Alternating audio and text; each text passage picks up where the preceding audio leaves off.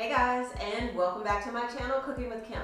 Today in the kitchen, we are going to be lightening up one of my favorites whenever I travel to the city of brotherly love. That's right, we are going to be making Philly cheesesteaks.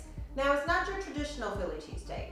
Usually a traditional cheesesteak is made with ribeye and cheese whiz and served on a white hoagie roll. Nothing healthy going on with that.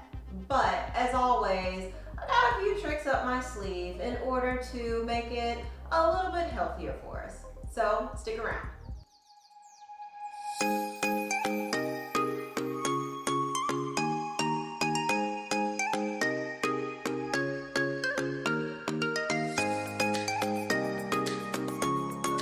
I did want to give just a few tips and tricks so that we can have our steak nice and tender. First off, I am using a flank steak. It is one of the leaner cuts of beef.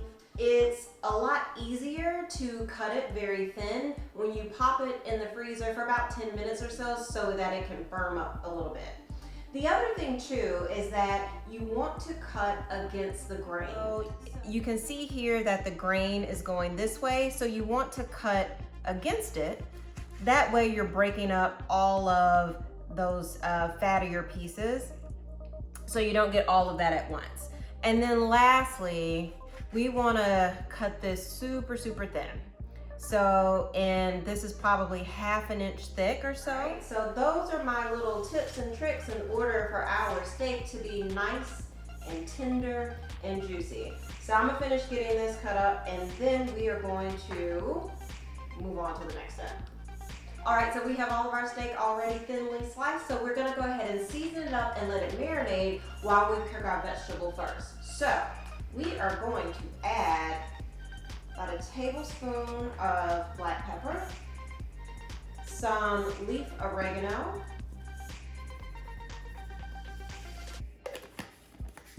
I'm going to add garlic powder, onion powder, a couple turns of our salt, and then we are going to give it a healthy dose of Worcestershire sauce. So I am going to do a 1/3 cup. Good thing, because that's about all I got left. Stir all of this really good and make sure it's soaking up all of our spices. So we are getting our pan heated up to about medium heat. Don't want to burn our vegetables, obviously. I'm going to go ahead and get some avocado oil in our pan. All right, so while our pan gets heated, what we have over here is 1 small onion, thinly sliced. I have a green bell pepper, thinly sliced. And then this is absolutely optional, but sometimes if I have it on hand and I need to use it up, I'm gonna add it.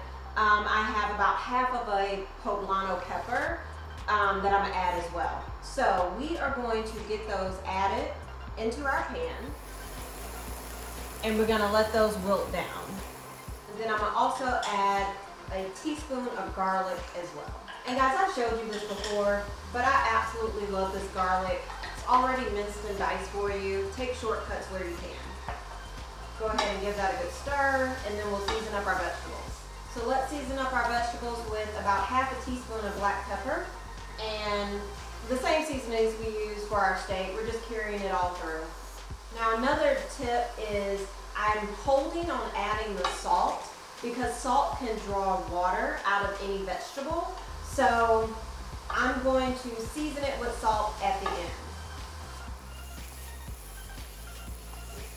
So see that good color? That is what we want for our vegetables. So we are going to remove our peppers and set them aside. All right, now we're gonna bring our heat up, and I'm gonna add a little bit more avocado oil. Once our heat comes up to temperature, we are going to add our steak into the pan. Get it nice and brown on both sides.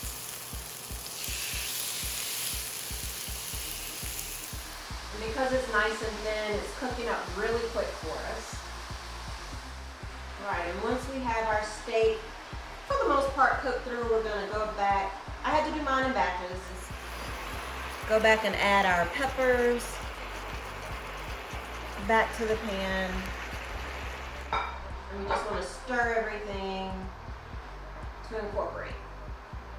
We just finished cooking our steak through.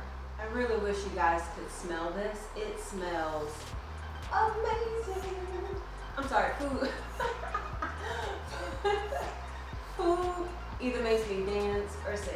Alright, so that is good. And of course, I'm going to show you guys 2 options of how we're going to serve this one up.